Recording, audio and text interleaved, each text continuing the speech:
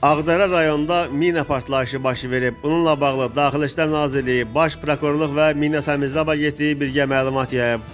Məlumata görə işğaldan azad olunmuş Ağdərə rayonunun Sırxavənd kəndi ərazisində 2025-ci il 16 noyabr tarixində mina hadisəsi baş verib. Bərdə rayon sakini 1990-cı il təvəllüdlü Natiq Namiq oğlu Əliyev minalardan təmizlənməmiş ərazidə piyada əleyhinə mina partlayışı nəticəsində ayağından xəsarət alıb.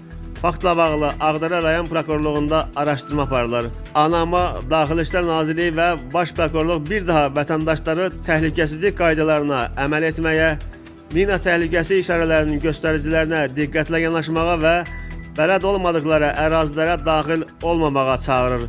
Qeyd edək ki, yaralı Bərdə rayon mərkəzi xəstəxanasına yerləşdirilib. Xəstəxanadan verilən məlumata görə 16-11-ci ay 2025-ci il tarixində saat 13:20 radələrində Ağdərə rayonu Sırxavənd kəndi ərazisində minaya düşmə səbəbi ilə xəsarət alan 1990-cı il təvəllüdlü kişi cinsli şəxs Bərdə rayon mərkəzi xəstəxanasına təxliyə olunub.